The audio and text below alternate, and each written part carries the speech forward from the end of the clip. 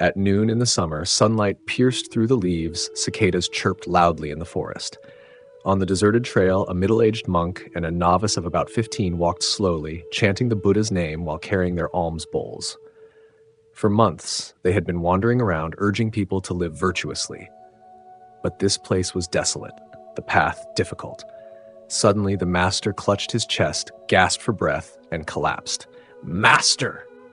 The novice panicked, rushing to support him. Sweat poured like rain, the monk's face pale. He struggled to open his mouth, speaking in a faint voice. "Go, find someone to help." Tears welled up in the novice's eyes. He quickly propped his master against a tree trunk, then ran off in desperation. His hurried footsteps pounded against the silence of the forest, and in his heart echoed only one thought: "I must find someone to save my master." By fortune, he soon saw a figure ahead, an old woodcutter, bent beneath a load of firewood, with a thin, weary water buffalo at his side. The man's patched clothes hung loosely over his gaunt frame, his back soaked with sweat. Overjoyed as though striking gold, the novice rushed forward, grasped the man's hand, and pleaded breathlessly, "Please, sir, help my master. He's collapsed in the forest." The woodcutter startled, then glanced in the direction the boy pointed. Without hesitation, he patted the buffalo's back and said urgently, "Come on, old friend, let's go save a life." Thanks to the woodcutter's aid, the master and disciple were brought out of the forest with the buffalo's help. The master was placed on a rough wooden board, tied to the buffalo's back, while the novice walked beside, supporting him. At last, they reached a small village nestled at the foot of the mountain. The settlement was poor, its houses few, their thatched roofs worn thin. In the midst stood the woodcutter's own hut, its walls of woven leaves riddled with holes, its wooden beams gnawed by termites, threatening to collapse at any time. Thin, frail children ran out to greet their father. They wore only ragged clothes, their faces were pale, their eyes dim with hunger. A gaunt woman emerged as well, her hair in disarray. Seeing her husband lead a monk carried on the buffalo's back, she hurriedly spread out a worn mat for the master to rest upon. After drinking a little cool water, the master regained some strength, breathing faintly. The novice sat close by, his heart aching at the sight of such destitution.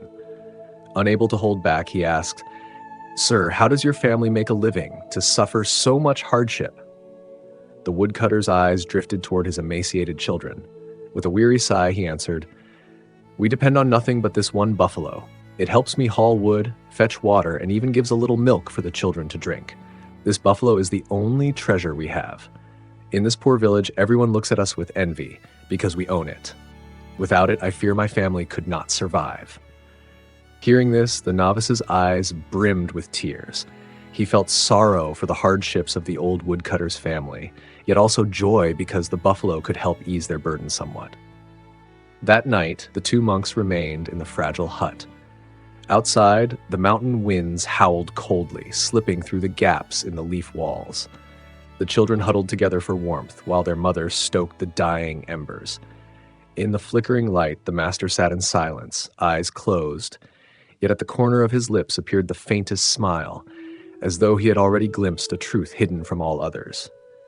Dawn had just broken, dew still clung to the leaves of the forest, and the crowing of roosters echoed from the far end of the village.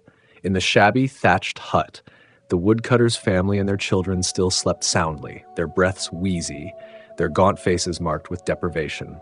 The master quietly opened his eyes. He sat up without a sound, his expression calm. Then he gently shook the novice who was sleeping beside him. "Wake up, my child." The boy rubbed his eyes, still drowsy, and asked in confusion, "Master, are we leaving already? But what about them?"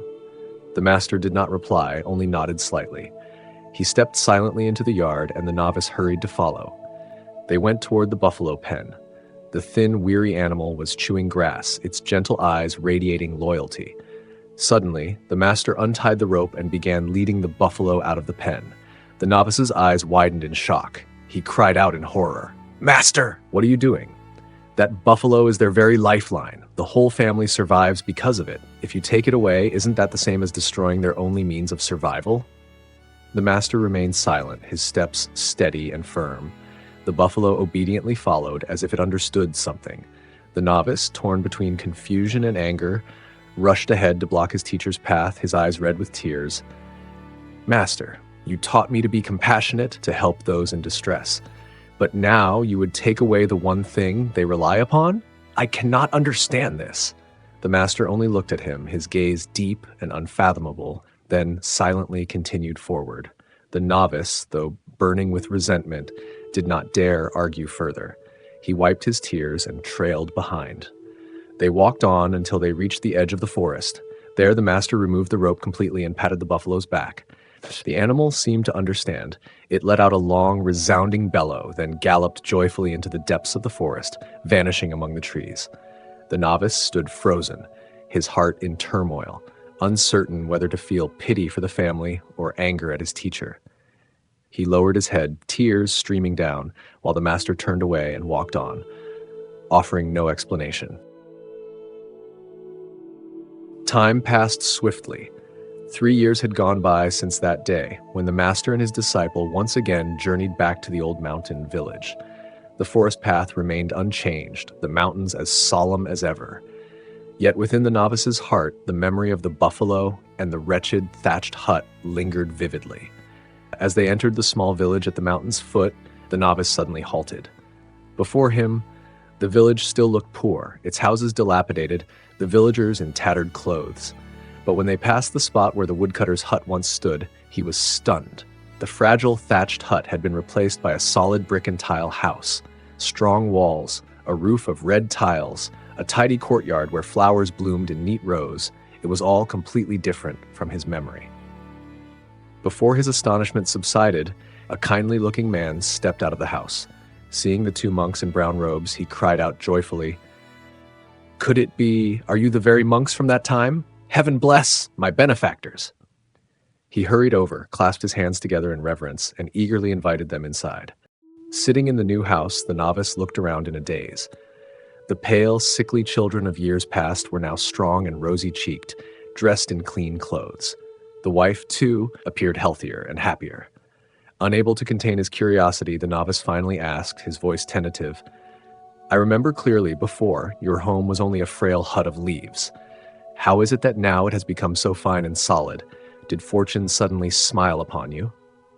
The man, none other than the old woodcutter, listened, and his eyes grew moist with emotion. He replied softly, "Do you still remember my buffalo? The day you both left, it was stolen by thieves as my family thought we would surely perish. Without the buffalo, I was helpless. At first, I could only sit and weep. But then, thinking of my wife and children, I realized I could not collapse. I had no choice but to find another way to live." He paused to sip some water, then continued. "I began learning to farm, then to trade firewood, exchanging goods with other villagers. At first, it was bitterly hard. There were times I thought I would not survive. But gradually, I found my own path. Over these 3 years, not only have we escaped poverty, but we have prospered enough to build this house." At this, he smiled, his voice trembling with gratitude.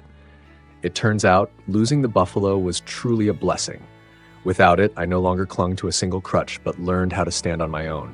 Now I understand, sometimes only when we lose the old support do we discover our true path." Hearing this, the novice sat speechless. In his mind flashed the image of his master leading the buffalo away years ago, his eyes solemn, saying nothing. Back then, the boy had resented him, had thought him cruel. Now he finally realized it had all been a profound lesson. The master sat quietly, a gentle smile forming on his lips. He still said nothing, only joined his palms and bowed slightly to the man. In his gaze shone serenity and deep understanding. Humans often fear loss, fear letting go. Yet it is precisely when we are forced to give up our old reliance that we awaken hidden strength within ourselves, dare to change, and truly grow. What seems at first to be misfortune may in truth be the turning point that opens a new life.